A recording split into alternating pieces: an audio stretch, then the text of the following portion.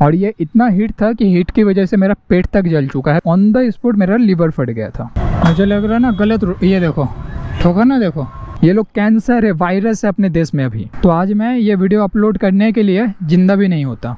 हे James, hope करता हूँ सब बढ़िया होंगे। काफ़ी टाइम बाद अभी वीडियो रिकॉर्ड कर रहा हूँ, तो 1 महीना से भी ज़्यादा हो गया। मैं गायब कहाँ था, सारी चीज़ें आज बताऊँगा इस वीडियो में। तो सीधा मेन पॉइंट पर आते हैं कि मैं इतने टाइम तक गायब कहाँ था। अभी मैं आके खड़ा हूँ यहाँ पे छाँव में, मोराबादी ग्राउंड में, और साथ में अपनी क्विक सिल्वर। वीडियो काफ़ी पहले ही आ जाता, रिकॉर्ड करके भी रखा हूँ। 28 फरवरी को रिकॉर्ड करके रखा हूँ और वो वीडियो अपलोड करने भी वाला था, बट बीच में काफ़ी बार एक इंसिडेंट हुआ मेरे साथ, जो अभी आज इस वीडियो में बताऊंगा। और ये वीडियो बस मेरे इसी इंसिडेंट को लेकर ही होगा, और जो वीडियो मैं पहले से रिकॉर्ड करके रखा हूँ वो मैं बाद में अपलोड करूँगा। तो पहले मैं ये वीडियो डालने वाला हूँ। तो अब मैं बताता हूँ कि मेरे साथ क्या हुआ है। मेरे हाथ में तो अभी राइडिंग ग्लव्स वगैरह नहीं है, हमेशा रहता है। काफ़ी बड़ा इंसिडेंट और काफ़ी चीज़ों से गुजर के निकला हूँ अभी, और एक ट्रॉमा बोल सकते मेरे लाइफ के लिए। मेरे पूरे लाइफ का सबसे बड़ा इंसिडेंट हुआ था। ये हुआ क्या था कि मेरा जो शिफ्ट टाइम है वो दोपहर के 2 बजे से रात के 11 बजे तक रहता है। तो मैं 2 मार्च को ऑफिस गया। उस दिन 2 घंटा लेट था। 2 बजे की बजाय मैंने 4 बजे जाके ऑफिस में लॉग इन किया, और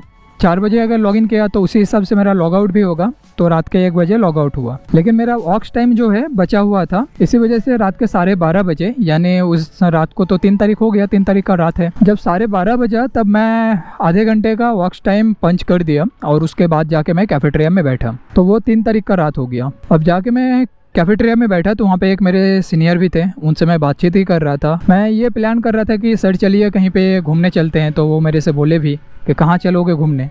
मैंने उनको बोला कि जाएंगे पतरातू घूम के आते हैं, चलिए। तो वो मेरे को बोले कि पतरातू कितना घूमोगे। मैं बोले बहुत बार घूम चुके हैं, बट राइड करते हुए जाएंगे ना, हमें राइड एंजॉय करना है, ना कि जगह को जाके ऐसे ताकना है। तो ऐसे नॉर्मली कन्वर्सेशन हुआ, आधा घंटा खत्म हुआ। जाके मैं लॉग आउट किया, लॉग आउट करके ऑफिस से मैं निकल गया। ऑफिस से जब निकला तब टाइम हो रहा था 1:05। बाइक लेके निकला। ऑफिस से लगभग 2 से 2.5 किलोमीटर ही होगा शायद। तो डोरांडा ब्रिज क्रॉस करते ही कदरू जाने वाला एक रोड पड़ता है, बाईपास।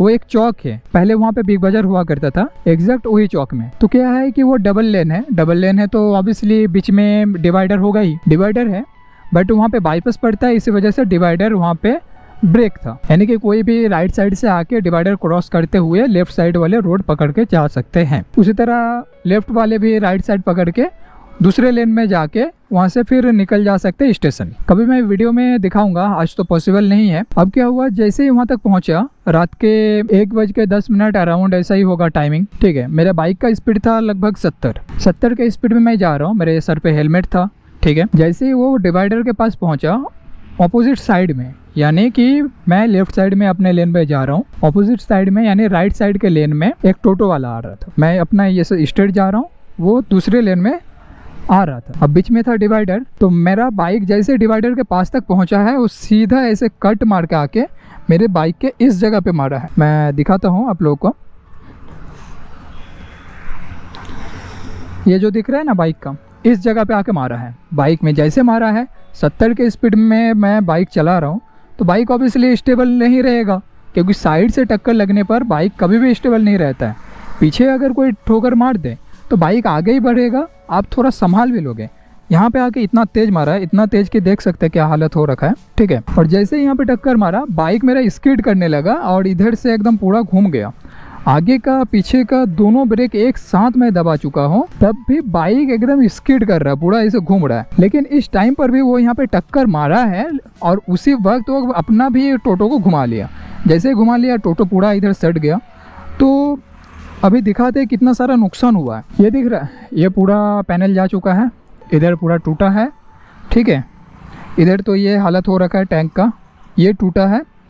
इसके बाद नीचे का जो ये है, ये देखिए, ये पूरा सेट मेरा टूट चुका है। साथ ही हैंडल में देख सकते हैं, यहाँ पे ब्रेक जो है आगे का वो नीचे जा चुका है। और सबसे ज़्यादा नुकसान हुआ हैंडल में। हैंडल मेरा अभी कंट्रोल कर ही नहीं पा रहा हूँ ठीक से, बहुत धीमा धीमा चलाना पड़ रहा है, पूरा वॉबल कर रहा है।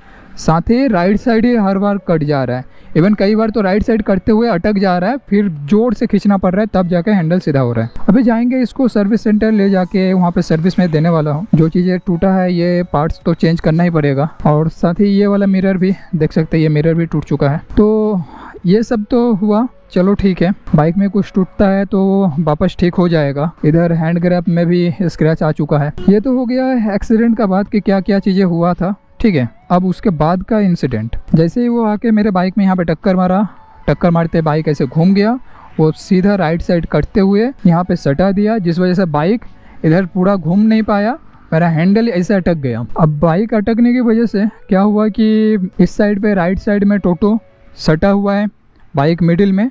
अब बाइक तो बिना स्टैंड के खड़ा नहीं रहेगा, और वैसे स्पीड में कंट्रोल करना बहुत ही मुश्किल काम है। बाइक ऐसे स्किड कर जाए तो बहुत मुश्किल काम है। जैसे ही वहाँ पे अटक गया, अटकने की वजह से क्या हुआ कि बाइक तो एक जगह रुकेगा नहीं, वो सीधा गिरेगा। तो मैं लेफ्ट साइड होके, यानी इस साइड लेफ्ट साइड होके मैं सर के बल गिरा हूँ। सर पे हेलमेट था और हेलमेट ने मेरा जान बचाया है, बट कितना नुकसान हुआ है वो मैं बताता हूँ। सर के बल जब लेफ्ट साइड होके गिरा तो बाइक तो बिना स्टैंड के खड़ा नहीं रहेगा, बाइक मेरे पेट के ऊपर आके गिरा है। और कहाँ तक गिरा हुआ था वो मैं बता दे रहा हूँ। ये इंजन दिख रहा है, ये इंजन मेरे पेट के ऊपर था, और ये इतना हीट था कि हीट की वजह से मेरा पेट तक जल चुका है। पेट के ऊपर का जो स्किन है ना, वो स्किन तक जल चुका है। अब जो ऊपर चोट लगा मेरे को, ऊपर का चोट उतना भी कुछ ज़्यादा नहीं था। मेरे लेफ्ट हैंड में कंधे के पास यहाँ पे छिल गया, और इधर छिल गया था, और यहाँ पे छिला है घुटने। तो ये सारी जगह पे ऊपर से चोट लगा है, ठीक है।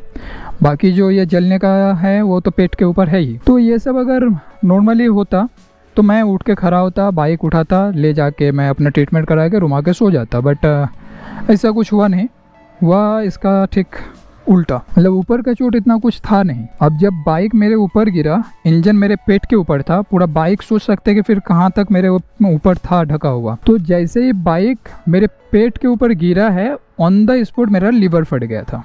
ये बोलते हुए भी मेरे को वो सारी चीज़ें दिमाग में आ रहे हैं, वो सारी छवि मेरे दिमाग में आ रहे हैं। इवन ये इतना बड़ा इंसिडेंट था कि पूरे लाइफ के लिए जो है मेरे को ट्रॉमा दे गया। अब मेरा लीवर फट गया ये तो मेरे को पता नहीं, मेरे ऊपर बाइक गिरा है, मुझे बस इतना पता है कि मेरे को चोट लगा है, मेरे ऊपर बाइक गिरा हुआ है, कोई आके बाइक को उठाया, तब तक तो बहुत देर हो चुका था, ठीक है। अब इतना बड़ा चोट लगा है मेरे अंदर, मुझे कुछ भी आइडिया नहीं। बस धीरे धीरे मैं कोशिश कर रहा था कि किसी को मैं कांटेक्ट करूं, लेकिन हाथ पैर सब एकदम नम हो रहा था। मैं बोलने की कोशिश कर रहा हूँ, बोल नहीं पा रहा हूँ। लेकिन हाँ, जब मेरे पेट के ऊपर गिरा तब बहुत तेज़ मेरा चीख निकला था, इतना पेन हुआ था वो मुझे पता है। उसके बाद बस मेरे पेट में दर्द हो रहा था और कुछ नहीं। मेरे हाथ पैर नम हो गए थे, मैं आँख खोल नहीं पा रहा था। हेलमेट था सर पे, जिसकी वजह से सर तो मेरा बच गया। अब इतना बड़ा वहाँ पे एक्सीडेंट हुआ, कौन आके गाड़ी उठाया पता नहीं। उसके बाद वहाँ पे PCR वैन रहता है, तो PCR वाले तुरंत ही पहुंचे थे। इसी बीच मेरा किसी ने जेब से ईयरबड्स निकाल लिया, जो कि काफ़ी महंगा था, और एक रुमाल था, रुमाल तक निकाल लिया। इसके बाद देखा जाए तो पर्स वगैरह तो नहीं था,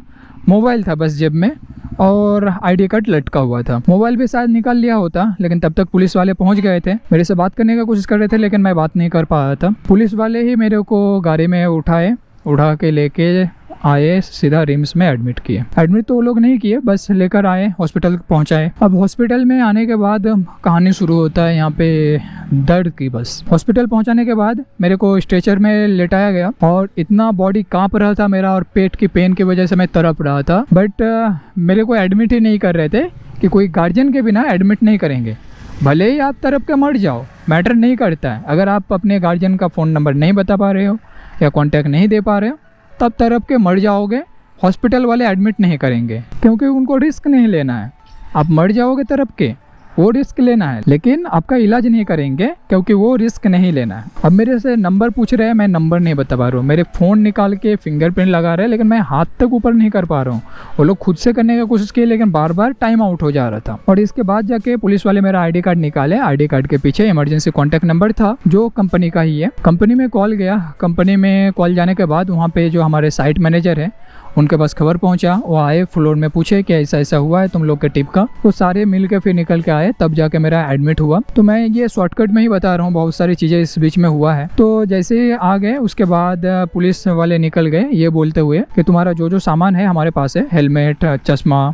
तो मुझे लगा ईयरबड्स भी उनके पास ही होगा, बाइक भी उन्हीं के पास था। अब मेरे को एडमिट कराया गया, एडमिट हुए, लेकिन बार बार मैं बेहोश हो रहा था। अब जब सारे मेरे कंपनी से लोग आ गए, आके मेरे को एडमिट कराए, अब पेट का फ़ोटो करना है, चेस्ट का फ़ोटो करना है, तो मेरे को बैठा नहीं पा रहे, क्योंकि ना मैं स्टैंड कर पा रहा हूँ ना मैं बैठ पा रहा हूँ, इतना पेट में पेन हो रहा था। तो सोचने वाली बात है, इतना बड़ा इंसिडेंट हुआ मेरे साथ, ये पुलिस वालों को भी पता है, ठीक है, जो लोग आए देखे उनको भी पता है। इवन मैं बेहोश हो गया था जहाँ पर एक्सीडेंट हुआ था, मेरा जब आँख खुला था तब मैं हॉस्पिटल में था। एडमिट होने के बाद चेस्ट का जब फोटो कराने के लिए स्टैंड किए, वैसे तुरंत फिर मैं बेहोश हो गया था।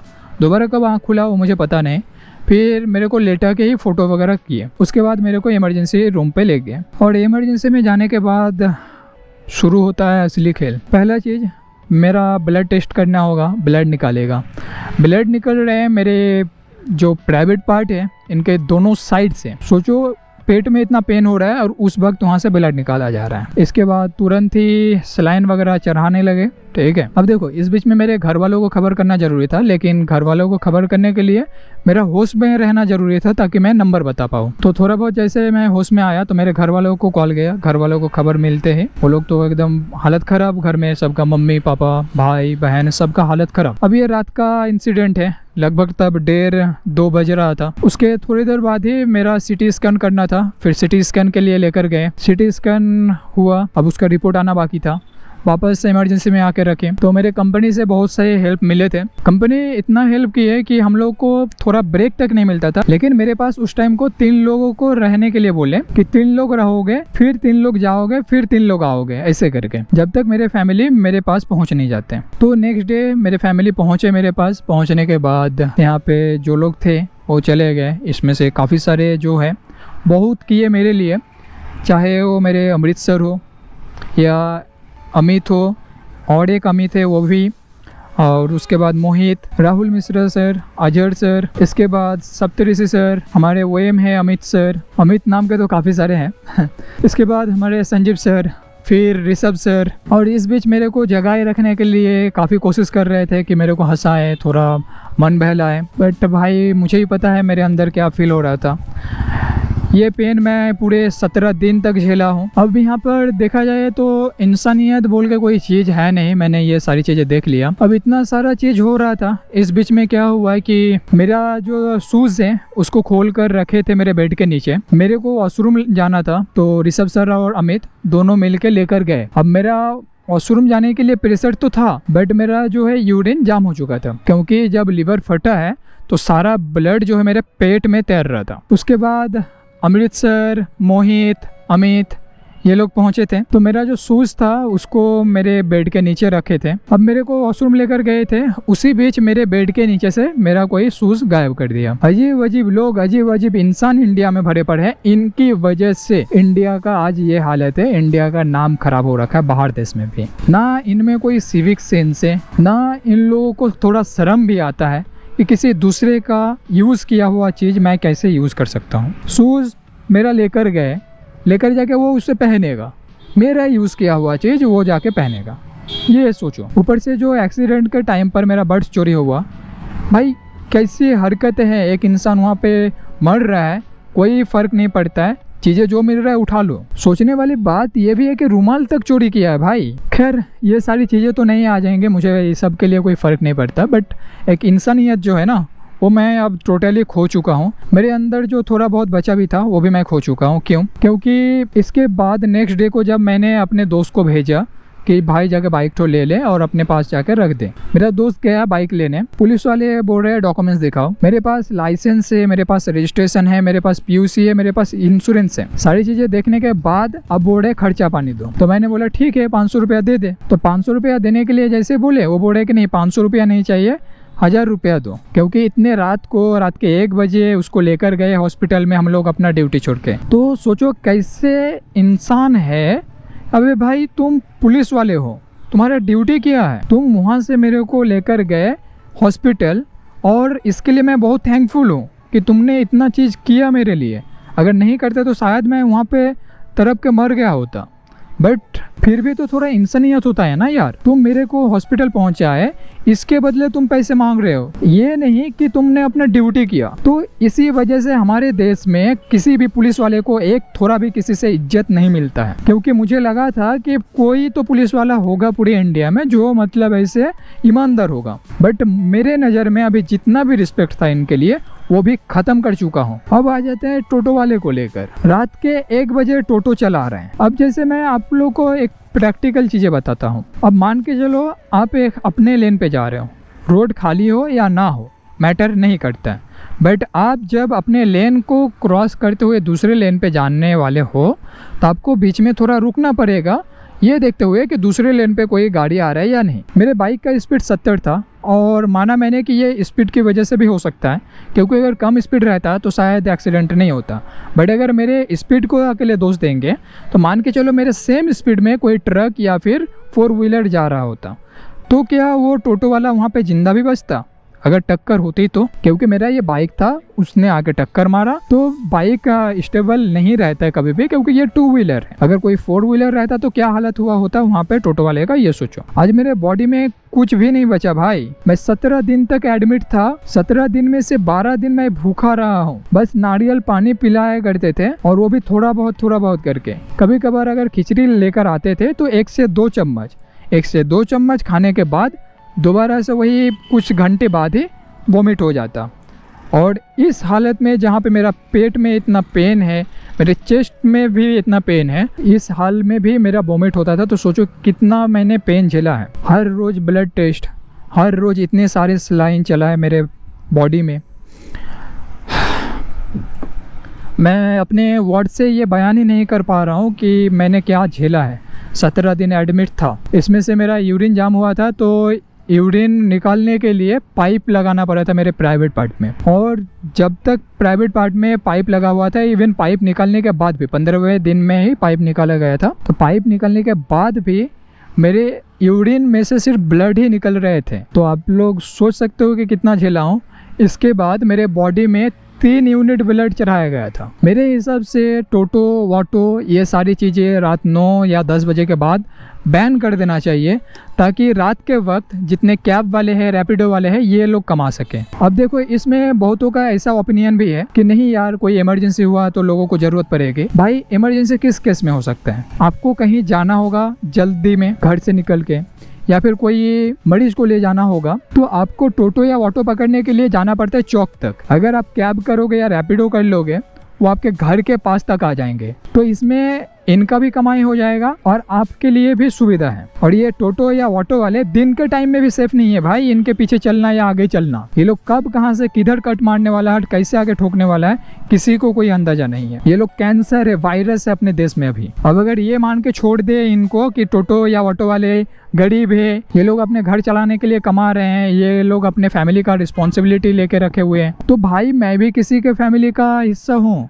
मेरे भी घर में कोई है। तो अगर उनके ऊपर रिस्पॉन्सिबिलिटी है तो सिर्फ अपने घर के बारे में नहीं, दूसरों के घर के बारे में भी सोच के गाड़ी चलाएंगे। अभी भी मेरे पेट का हालत तो बहुत ख़राब है। हर रोज मेडिसिन और पेन किलर, इसी से थोड़ा ठीक रह रहा हूँ। खाना पहले जितना उतना खा नहीं पा रहा हूँ, बट थोड़ा थोड़ा करके खा रहा हूँ। खास करके अभी इसको ठीक होने में डॉक्टर बोल दिए हैं कि 3 से 4 महीना लग जाएगा, और तब तक मेडिसिन यही सब चलता रहेगा। शरीर में उतना ताकत नहीं बचा है, मेरा वेट काफ़ी लूज हो चुका है, जितना पहले था उससे काफ़ी ज़्यादा। मतलब शरीर में 1/3 हिस्सा बचा हुआ है अभी बस। इस साल में भी मैं अपना सब कुछ छोड़ के रिस्पॉन्सिबिलिटी के लिए बाहर निकला हूँ। तो परसों के डेट में मैं गया अपने दोस्त के वहाँ से बाइक लेकर आया। बाइक का हालत तो पूरा ख़राब है अभी, तभी इसको लेकर जा रहा हूँ सर्विस सेंटर में जाके ये पार्ट्स चेंज होंगे, हैंडल का काम होगा, उसके बाद देखते हैं धीरे धीरे एक एक करके ठीक करेंगे। तो एक चीज़ आप लोग को अभी बताना चाहूँगा, ये वीडियो ज़्यादा और लंबा नहीं खींच रहा हूँ। एट दी एंड यही कहूँगा कि आप लोग अगर रोड पर चल रहे हो, चाहे देखो कितना भी स्पीड आपका रहे, चाहे 10 का रहे, 20 का रहे या 50 या 100 का, आप अगर अपना सेफ्टी लेकर चल रहे हो तब भी कोई भी आके आपको ठोकर जा सकते हैं, क्योंकि आप अपने रोड पे तो सीधा चलोगे। जैसे ये आदमी अपने साइड में चलते हुए जा रहे हैं, अब कोई गाड़ी वाला आके इसको टक्कर मार देंगे तो क्या इनका गलती होगा? नहीं, क्योंकि ऑब्वियसली यहाँ पे ये अपने साइड में चल रहे हैं, लेकिन जो होना होता है उसको कोई बदल नहीं सकता है। रांची में ट्रैफिक रूल्स की तो एकदम धज्जियाँ उड़ा के रखे हैं सब, कोई किधर से भी चल लेते हैं, किसी को कोई मतलब नहीं है भाई ट्रैफिक रूल्स से। आप कितना भी सेफ्टी से चल लोगे, कोई आपको ठोक के जाएंगे तो इसमें आप कुछ भी नहीं कर सकते हो। तो बेटर होगा कि आप कहीं भी जा रहे हो हेलमेट पहनो, और ये हाफ हेलमेट तो एकदम छोड़ ही दो। आप स्कूटी में चल रहे हो या फिर बाइक में चल रहे हो, हाफ हेलमेट एकदम टोटली छोड़ दो, फुल हेलमेट पहनो, जिसके वजह से आपका पूरा सर बचा हुआ रहेगा। अगर उस दिन मेरा हेलमेट नहीं रहता तो आज मैं ये वीडियो अपलोड करने के लिए जिंदा भी नहीं होता। तभी चलते हैं। जाएंगे सर्विस सेंटर और इसको सर्विस में देना है। बाइक कंट्रोल तो नहीं हो रहा है क्योंकि ऑब्वियसली मेरे बॉडी में उतना ताकत बचा नहीं है और ख़ास करके बाइक पूरा वॉबल कर रहा है, मेरे को धीरे धीरे चलाना पड़ रहा है। इसका हालत काफ़ी ख़राब है और मेरा भी। कभी जिसमें एक स्क्रैच लगने नहीं देते थे, आज इसका ये हालत हो गया। आज के बाद कोई भी टोटो या ऑटो वाले के लिए मेरा कोई रिस्पेक्ट नहीं रहेगा, चाहे वो कितना भी मजबूर इंसान हो या फिर कुछ भी कर रहा हो, मैटर नहीं करता भाई। अब मेरे लिए तो टोटली मैटर नहीं करता। मेरे पूरे लाइफ का सबसे बड़ा ट्रॉमा दे गया एक टोटो वाले ने, और ये पता नहीं कब तक ठीक होगा।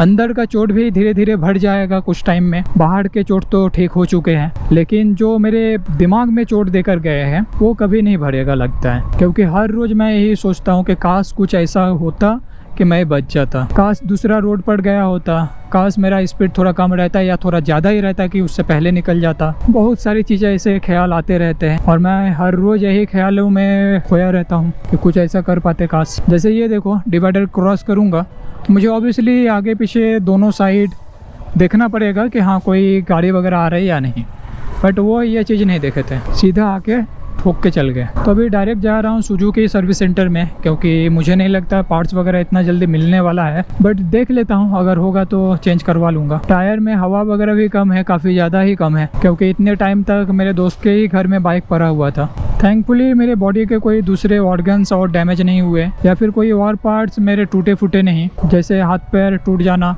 ऐसा कुछ हुआ नहीं। और लीवर एक ऐसा ऑर्गन है जो धीरे धीरे खुद को हील करता है, ये एक अच्छी बात है। ये तो बहुत शॉर्टकट में बहुत सारी चीज़ें मैं बता दिया बस, लेकिन इस बीच में इतना कुछ हुआ है जो मैं बता नहीं सकता हूँ, और बताने लगा तो ये वीडियो लगभग 40-50 मिनट का तो बन ही जाएगा। तो मैं जितना शॉर्टकट में हुआ उतना बता दिया। आप सभी को पता है कि मैं रैश राइडिंग कभी नहीं करता हूँ। जब तक रोड मुझे खाली नहीं मिला है कभी भी मैं स्पीड नहीं खींचा हूँ। मैं नॉर्मल एक स्पीड में ही चलता हूँ, रोड खाली मिला मैं स्पीड बढ़ा दिया, रोड खाली नहीं है नॉर्मल स्पीड। क्योंकि मैं कभी नहीं चाहता था कि भाई मेरे वजह से किसी और को कभी दिक्कत आए, किसी और को चोट लगे। ये देखो येलो लाइट हुआ, उसमें इसको आगे बढ़ के जाना था, अब पीछे आ रहा है। यहाँ पे लाइन दिया हुआ है वाइट लाइन कि इसके आगे क्रॉस करके जाना नहीं है। जेब्रा क्रॉस से लोग क्रॉस करने वाले हैं और वहीं पे जाके ऑटो रोक दिया। हमारे इंडियंस में जीरो सिविक सेंस है भाई, जीरो सिविक सेंस। मुझे लग रहा है ना गलत, ये देखो ठोका ना, देखो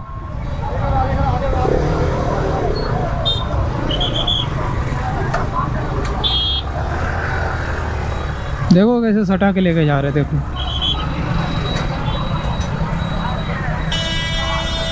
रोड पे चलने में अभी डर लगने लगा है भाई। टोटो वाले कैंसर है भाई, कैंसर, इनको जड़ से मिटा दो। अभी उसका बाइक ठोक दिया ना, पीछे का टेल लाइट टूट गया। ये वाला फ्लाईओवर भी कंप्लीट हो गया है, इस महीने के एंड तक ही शायद स्टार्ट हो जाए। एक एक्सीडेंट की वजह से कितना कुछ नुकसान हुआ, मेरे जॉब पे नुकसान हुआ, मेरा नुकसान हुआ, मेरे बाइक का नुकसान हुआ, मेरे फैमिली रोए हैं, और वो टोटो वाले का क्या एक्सीडेंट हुआ, भाग गया। खैर वीडियो काफ़ी लॉन्ग हो जाएगा तो वीडियो को यहाँ पे एंड करते हैं। ये वीडियो अपलोड होने के बाद पहले से जो रिकॉर्ड कर रखा हूँ वो वीडियो अपलोड करने वाला हूँ।